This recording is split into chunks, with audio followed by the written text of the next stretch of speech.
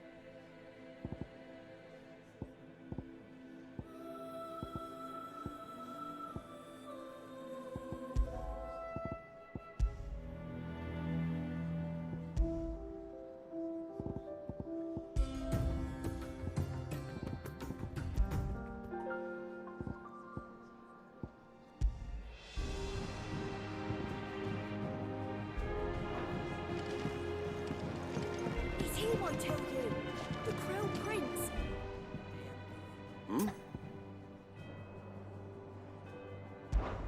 Clive, my boy! Rutherford informs me that we owe you our thanks. Hadn't intended for you to get involved, but such are the times we live in, huh? I would have done the same for anyone else. You're far too modest, Clive. You'd make a terrible nobleman.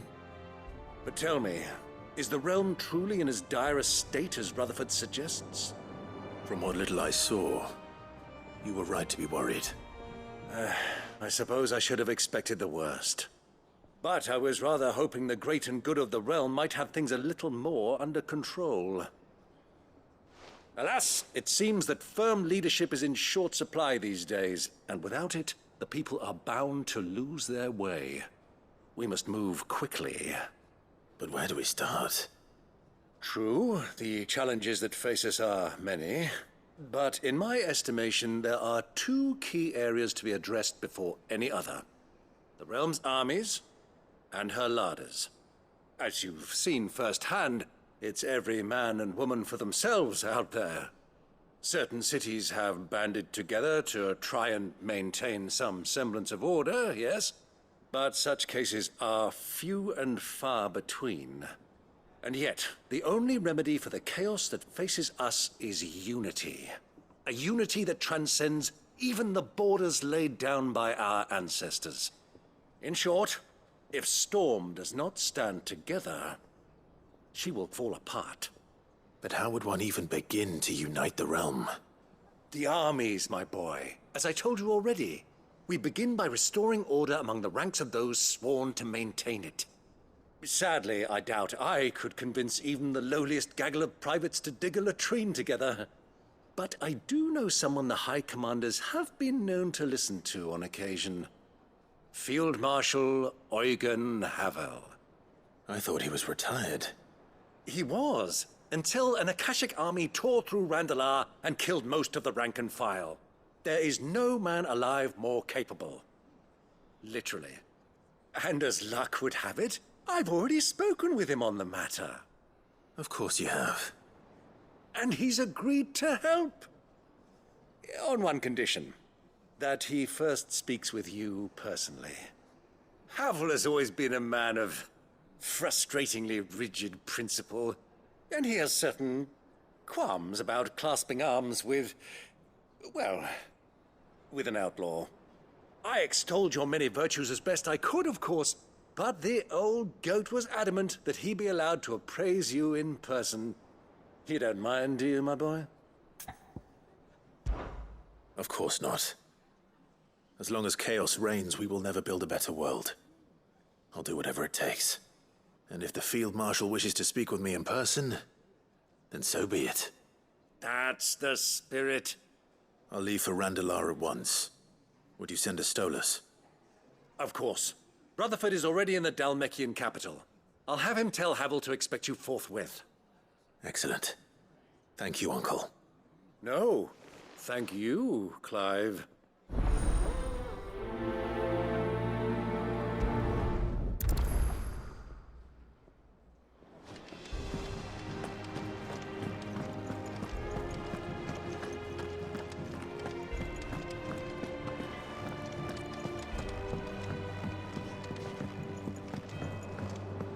First the skies.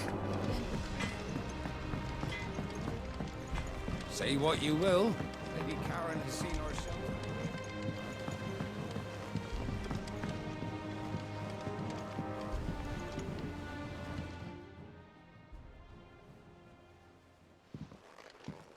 Pining for something, boy. What is it? What do you see out there?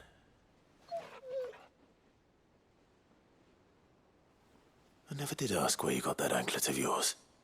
From Sid, that's why. On the day he brought him home. That long ago? And you're only thinking to ask this now? Sid saw that the pup had a habit of gnawing on his leg, since you ask. Clap that there iron on him to keep him from doing it. What was wrong, boy? I'll take like as not. Must have been hard on the poor whelp losing his loving masters at such a young age. Doubly hard in being a frost wolf, torn away from his icons and all. Sid would always tell him, you want that iron gone, you find what it is you're looking for. I reckon what he were looking for was you. I'm sorry, Torgal. Sorry for making you wait so long. Let's get that thing off you.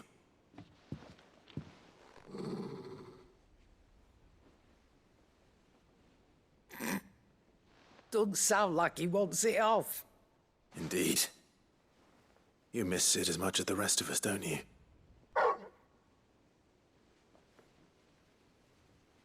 You want me to go with you somewhere?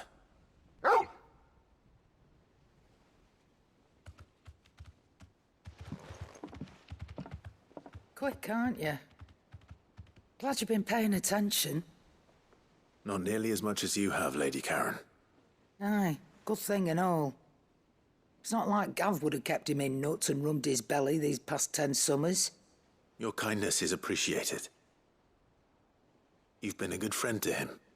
Only because he doesn't talk back like the rest of you. Go on now.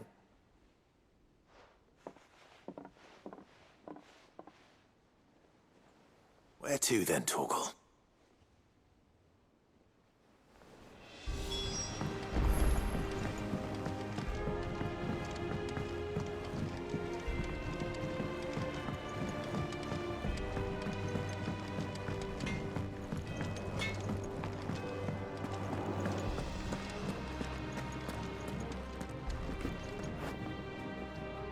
All right, Torgal. Where are you taking me? I'm going to need a little bit more than that, boy. Do you have a better hint for me? Unless... you've already given me one. Back on the rear deck, you were looking west, toward Rosaria.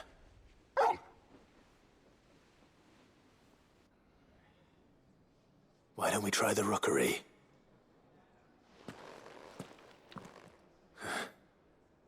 I haven't been to the island in almost 20 years. To Port Isolde, then. Fingers crossed the old mooring is still there.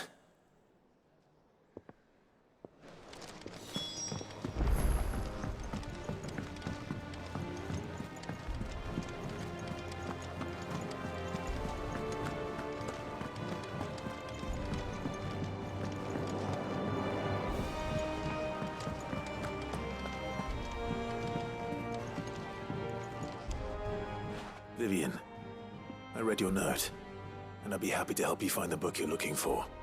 Thank you, Clive. But tracking it down will not be easy. Are you sure? Please. You have always granted me your wisdom and insight whenever I asked. It's only right that I return the favor. Or at least attempt to. You are too kind. Alas, what I ask of you is rather more trying than delivering the odd lecture. I spoke with Hippocrates to see if he had any inkling as to where another copy might be found, but... But perhaps it is best that you hear the details from him. If you say so. Forgive me, Clive, for asking this of you. But this book, it set me on the path to becoming who I am today. Its importance cannot be overstated.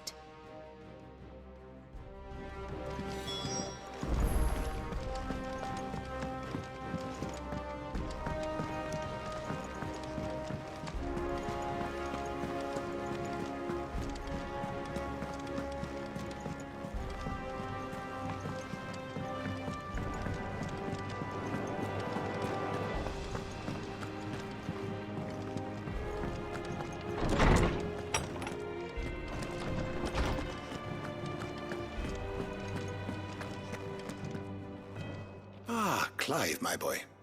What a pleasure it is to see you. Hippocrates. There's something I need to ask you. I've been charged with locating a book called From a Distance. Then you seek a rare gem indeed. One whose name I had not thought to hear from your lips. You've been talking to Vivian. Right as always. But she didn't seem keen to tell me very much. I take it she didn't like what you had to say. And yet I gather it did naught to dissuade her. Clive, if the young professor has tasked you with obtaining a copy, I fear she asks the impossible. The executors would not allow it. The executors? Coveters of Secrets. A clandestine organization committed to the collection and intenebration of forbidden texts and technologies. One such text being the tome Vivian seeks, chronicling as it does the true history of the enslavement of bearers, a tale which could overturn the established order were it ever to become widely known. Or, so rumor has it. I've never actually read the thing, or even set eyes on it for that matter. How is it that I haven't heard of this organization? Why, secrecy is the executor's watchword. They lurk in the shadows, emerging only to seize that which must be seized, be it books, inventions, or people, before disappearing again, leaving nary a trace. Which would explain why Vivian's copy was snatched from her grasp not long after she found it. By the hand of the executors, yes. But what drives them? Self-interest or ideology? Fine question. Sadly, all that is known of the executors can be recounted in a single breath. You may just as soon ask me of their origins, numbers, or the identities of their leaders. Any answer I give would be pure speculation. Then my hunt was doomed from the first. What was Vivian expecting? That I'd pluck it from thin air? Not from thin air, no. From ash. Rumors of the executors are rife among the scholars of Storm, but rather less so across the strait. I have a friend. Well, I had a friend in the village of Garnick, a collector of rare tomes, upon which subject we would oft correspond. Alas, I have heard naught from him since the skies fell dark. And no doubt he too has turned. But though he did not mention it by name, it is possible that a surviving copy of From a Distance yet rests upon one of his many shelves, quietly awaiting discovery. If you were, by some chance, able to save even a single book from the poor man's library, I know his soul would rest easier. Very well. When I next find myself in Waloed, I'll be sure to pay Garnick a visit.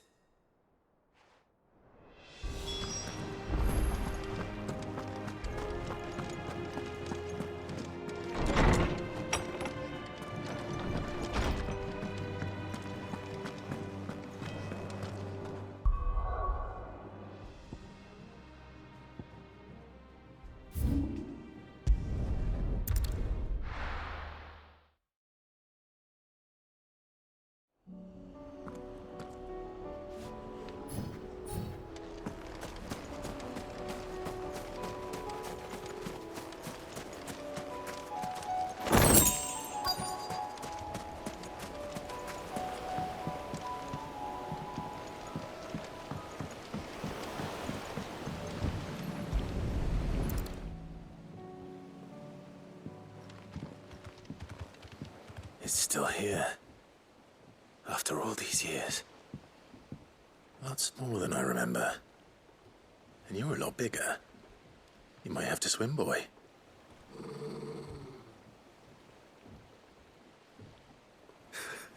I wasn't being serious.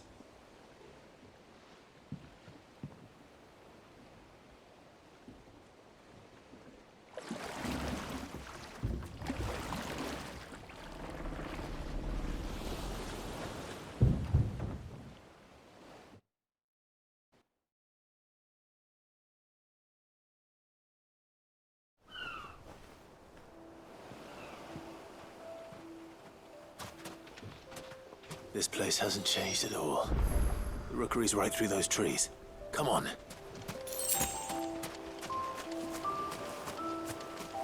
Race you there? I bet I could still beat you.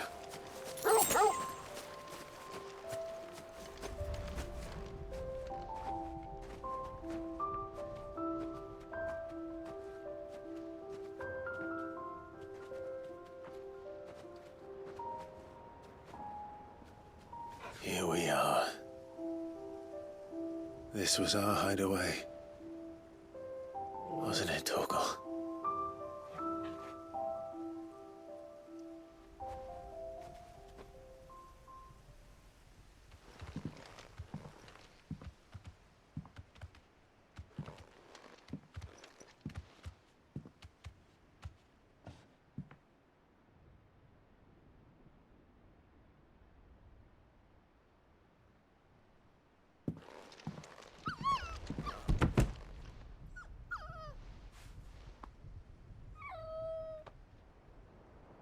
Coming here helped me to forget who I was.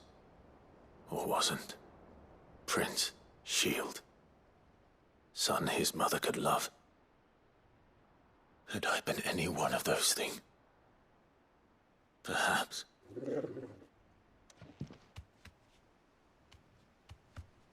What is it, boy?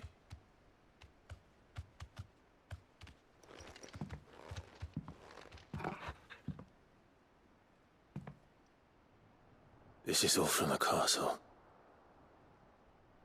And Phoenix Gate. Did you bring these here?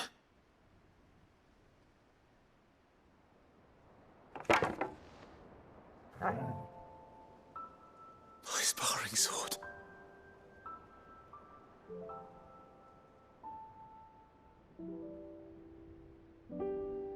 Well, well. You never stopped looking for me, did you, boy?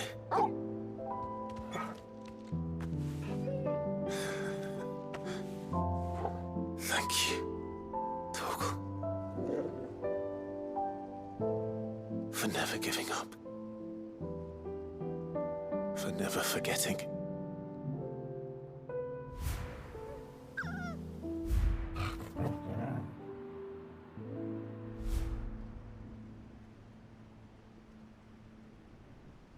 Let's take this with us, shall we? So I don't forget either.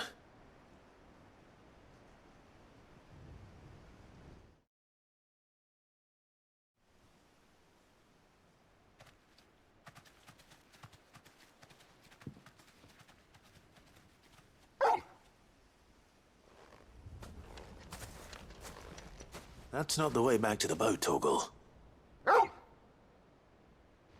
All right. I'm coming.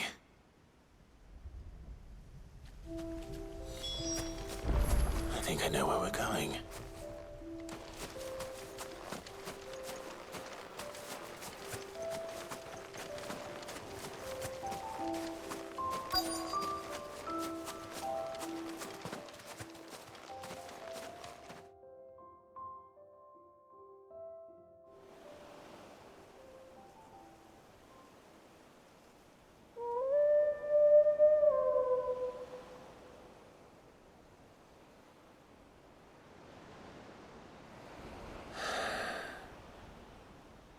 People always talk about the importance of putting the past behind you. But without it, we wouldn't be who we are today. And we certainly couldn't steer our way to a better tomorrow. Come on, Torgal. Let's go home.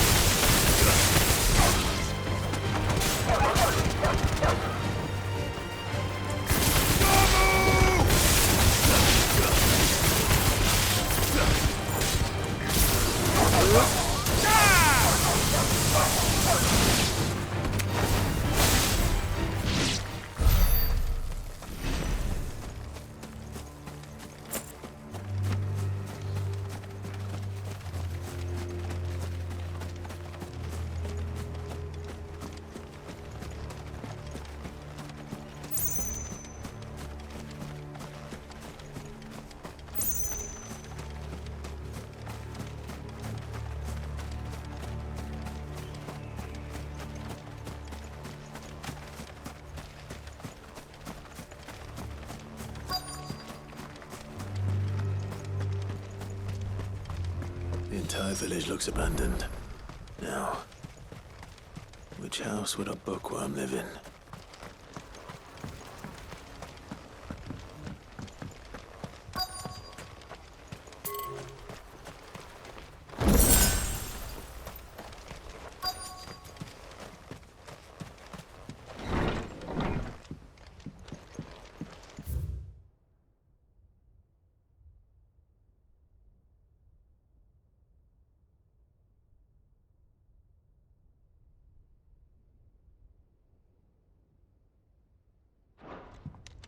This is a Royal Army logbook.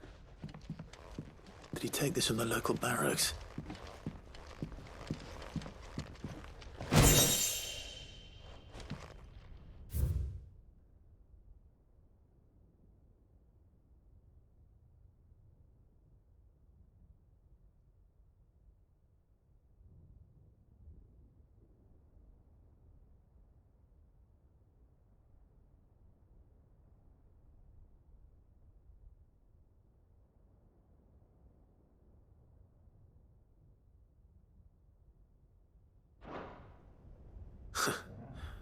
His interests were certainly varied.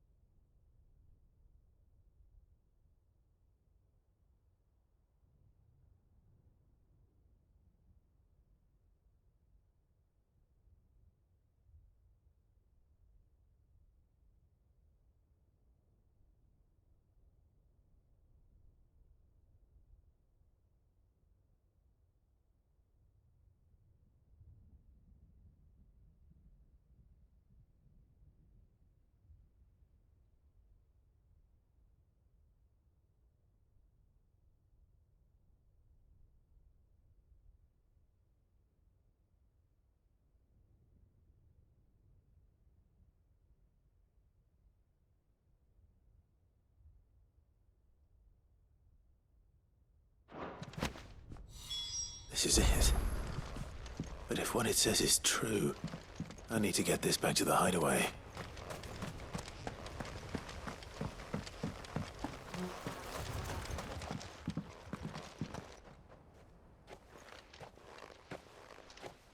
Leaving so soon, stranger? We've been watching you. From a distance, so to speak. Subtle. I know who you are. Then we need not waste time on introductions. Hand me the book. Leave it in our care and return to your life. Your care? Do you mean to burn it or bury it? That is not my decision to make. But by one means or another, its contents shall be removed from the common record. Then I'll have to politely refuse. I won't let you erase our history. Then we find ourselves at an impasse. Very well. The book can just as easily be pried from your dead hand.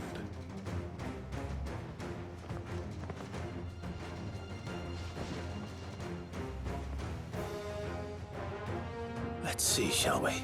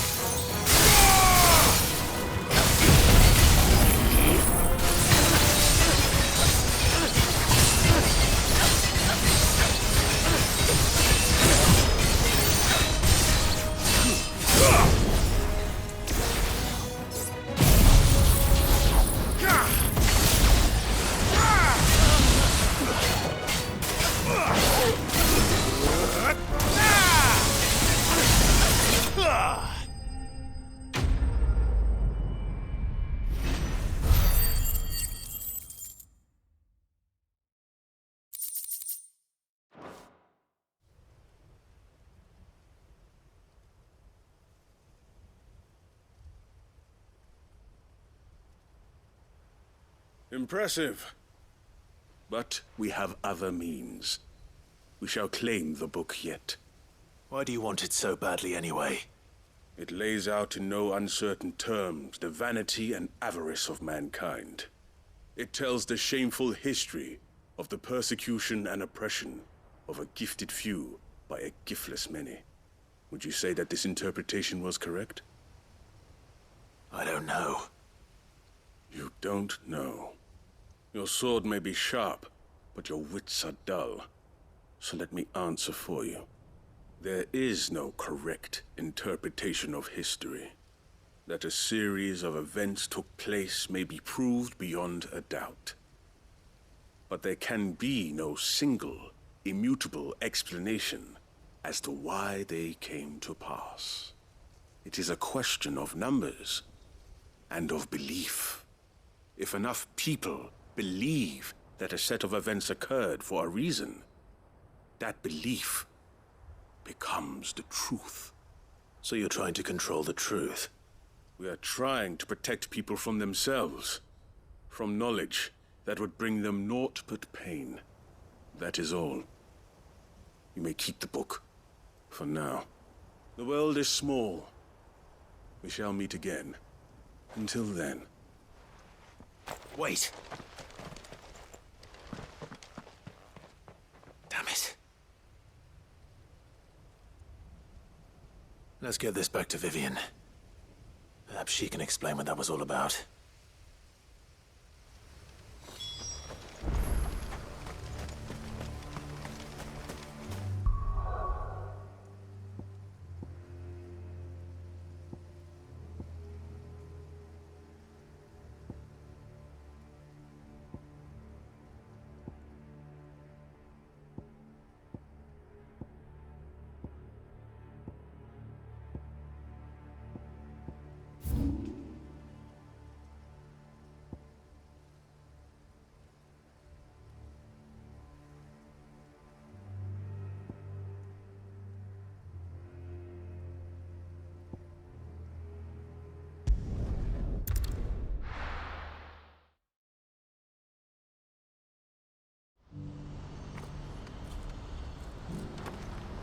You see that too?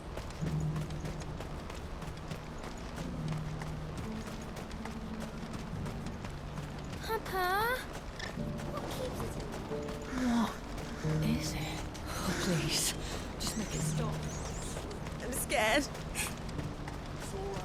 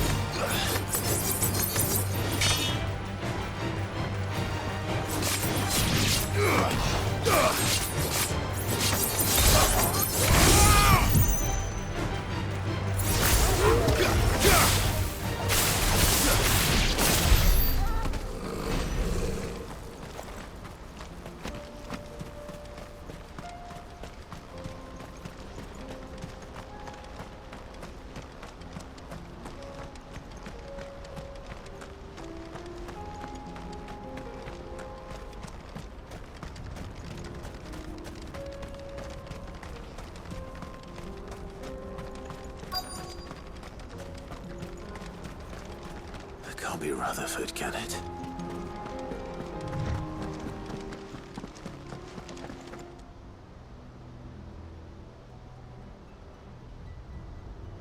Turncoats and cowards, the lot of you! If it's a fight you want, it's a fight you shall have! Allow me. I don't need your... Please, Field Marshal, oblige him. This won't take long. You're right. It won't. Men, finish him.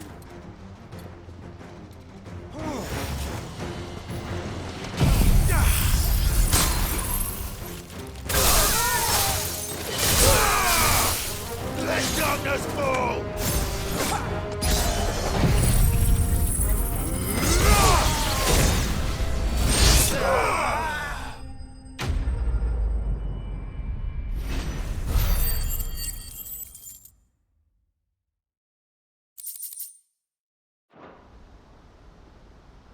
A little longer than I'd have liked.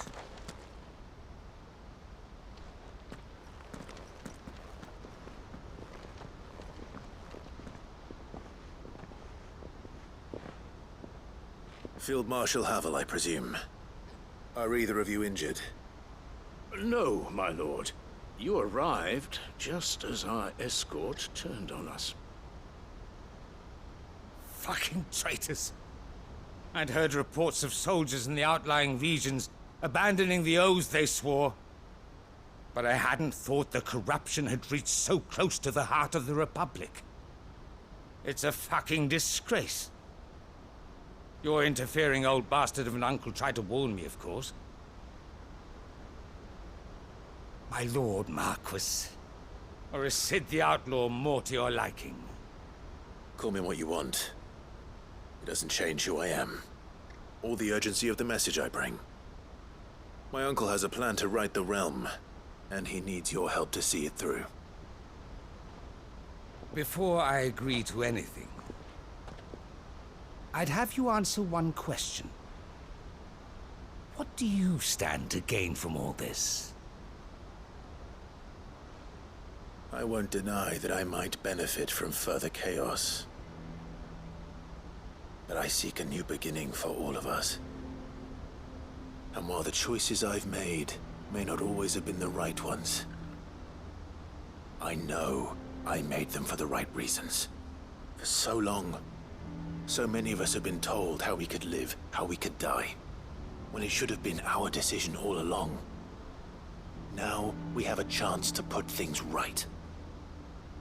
But in order to take it, we must stand together. Even if it be beside those with whom we don't see eye to eye.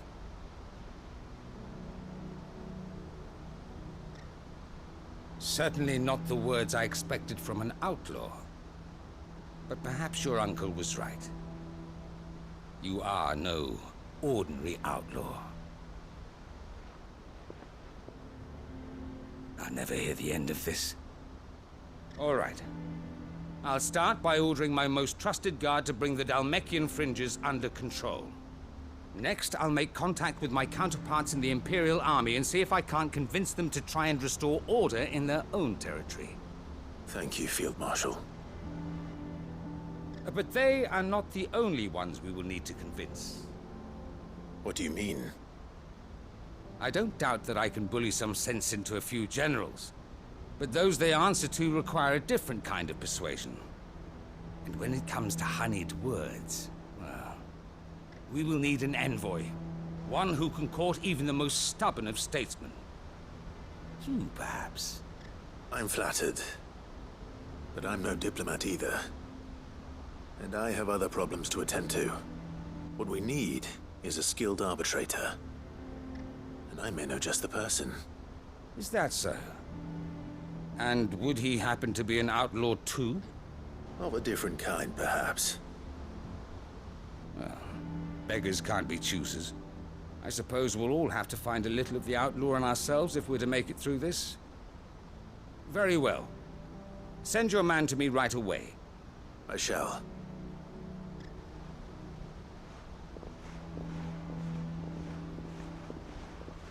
My Lord Marquis, your Lord Uncle bade me escort the Field Marshal to his manor in Port Isolde. And I will see that my associate joins you there. Very good, my lord.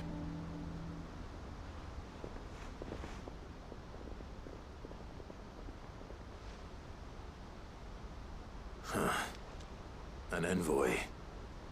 I'm not sure I'm the man to talk anyone round. I can barely convince my brother to take his medicine. No. This is a job for someone with experience. Someone like Quentin. I hope I can convince him at least.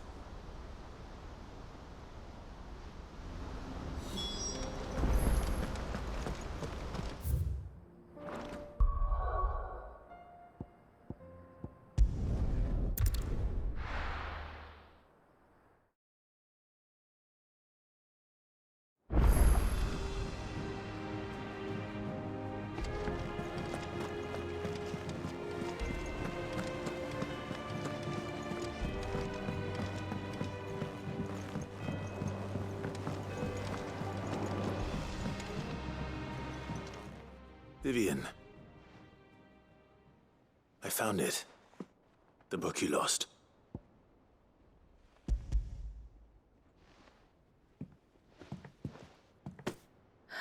You found it. Thank you, Clive. Even though I asked this of you, I was not entirely sure it would be possible.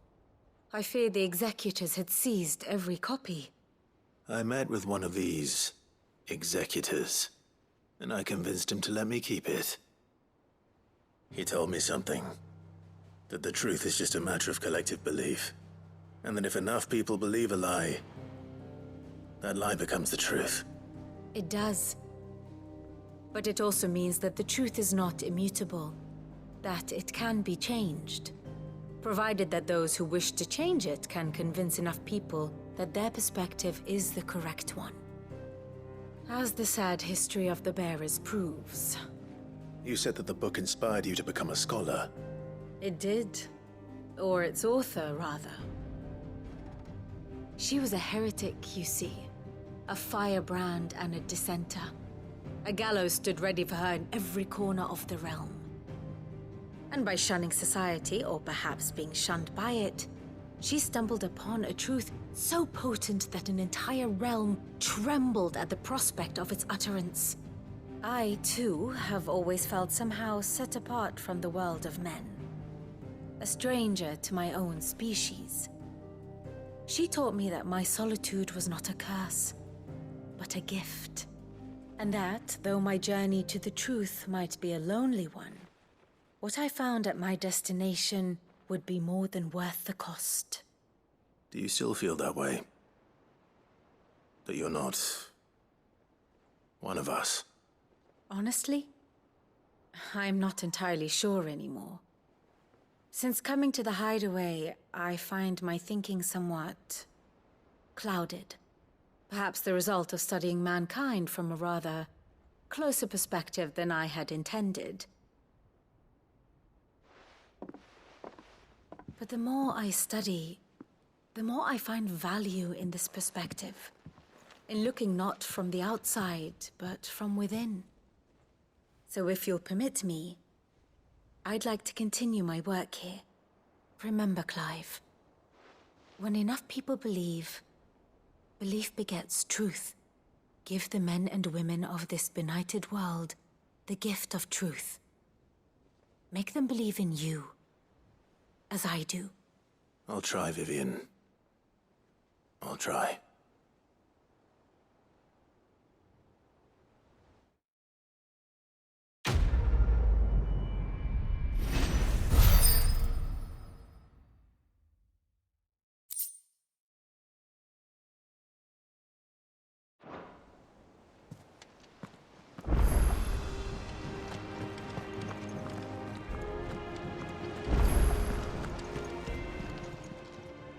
Welcome to the Patron's Whisper. Come to claim your just desserts? All yours.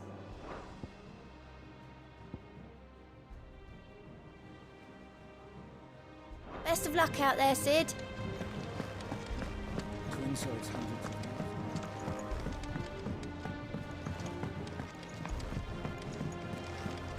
There's something about it.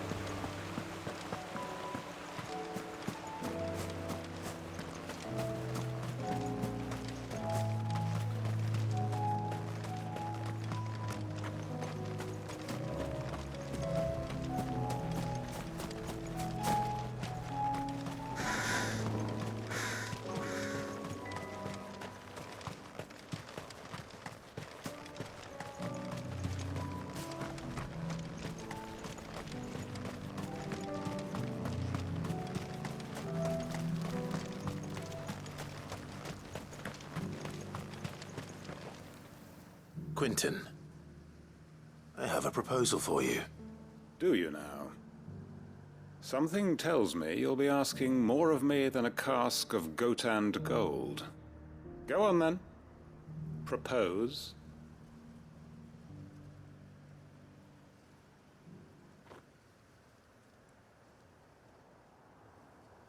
You'd have me convince the chiefs and chamberlains of the realm that they should simply swallow their pride and do the one thing that has proved impossible for thousands of years.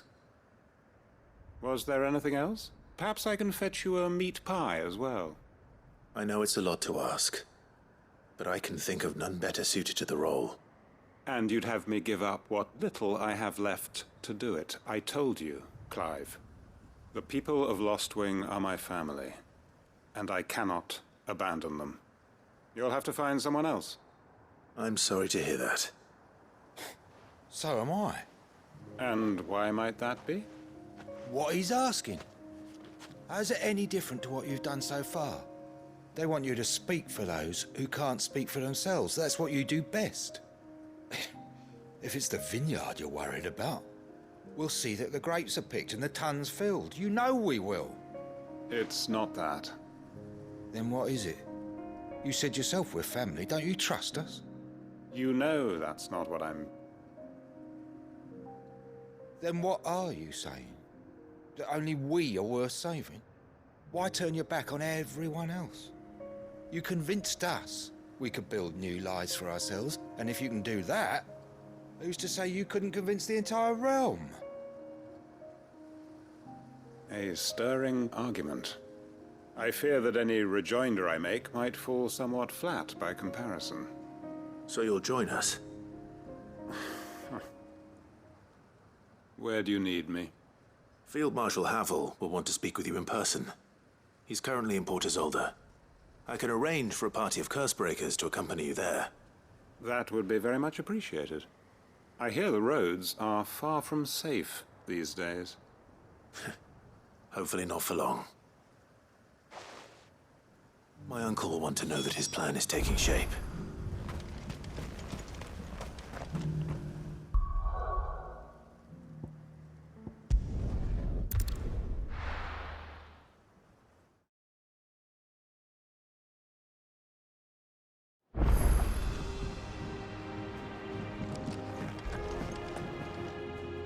Uncle, I bring good news. The Field Marshal has agreed to your plan. Ha! Of course he has. I didn't doubt you for a moment, dear boy. Rutherford is accompanying him back to your manor in Port Isolde as we speak. They will await your return there. As will one other. One other? Who, exactly? Lord Havel was concerned that even if he could get the realm's armies to agree to an accord, he might not be as successful in convincing those with political power.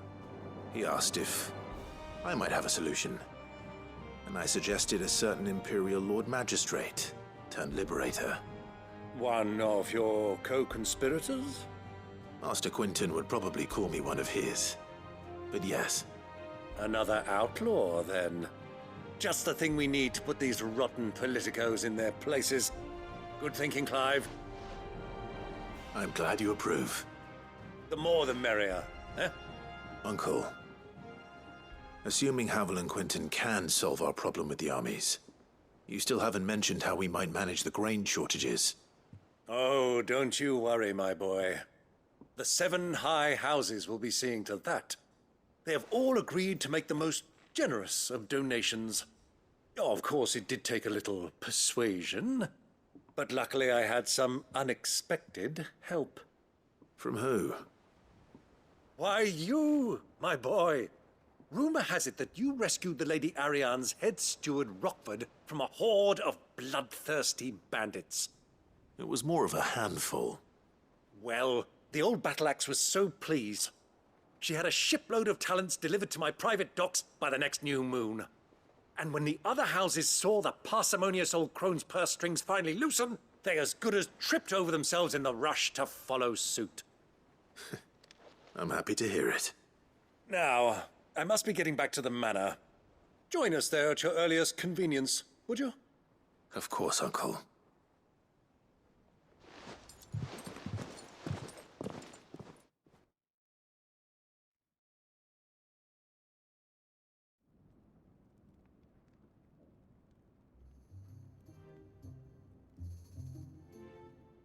And how, pray tell, will we get that grain to the capital if the roads are still overrun with akashic? You'll find another bloody road. I only have so many men, and I'm not about to send them headlong into an ether flood. That is, unless you'd have them turn as well. Well, I'd certainly eat less. Says the man with a belly bigger than a band of curls. My soldiers actually need their rations. Without any food to keep them going, they'll be dead even before you've sent them on your fool's errand. If I may, gentlemen, perhaps I might suggest an alternative approach. Though supply routes are indeed disrupted, there is no shortage of ships. Indeed, they bob away in every bay from here to Randalar, awaiting a safe haven. Allow them to make port and fill their bellies full of grain. And once those who crowd the cities are fed, ferry the displaced back to the countryside to work the fallow fields. But I'm sure that you wish to continue your discussion. Forgive the interruption. Two such firm friends as yourselves need no help from the likes of me. Rutherford spoke fondly of the great bond between you. Us? Friends? I can't stand the man! Clive, I'm beginning to question the quality of the company you keep. And what kind of company were you expecting him to keep? The man's a criminal! Criminal? How dare you? You are not fit to breathe the same air as this fine, upstanding young gentleman. Upstanding? He calls himself Sid the Bloody Outlaw! Once more onto the breach.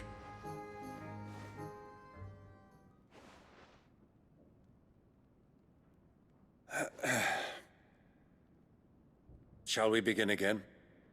What we seek here is not to create a new nation, nor to claim the thrones of those that already exist. We wish simply to bring stability to the realm that mankind might weather the current storm. And to do that, we must convince those in power, the generals, the statesmen, the nobles, that our cause is just. There will be disagreements, yes, and I imagine some resistance, much resistance. But we cannot let that deter us. If we show them the path, show them that we walk it ourselves, then I am confident they will follow. The fate of the world lies in my nephew's hands, but the well-being of her people lies in ours. And we must not squander the chance that Clive has given us. Uncle Byron, Now, with that settled, let's move on to the signing of the Accord. For what great moment in history hasn't been accompanied by a little ceremony?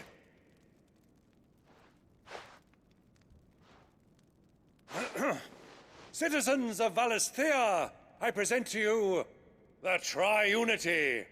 Rutherford, Mike Will.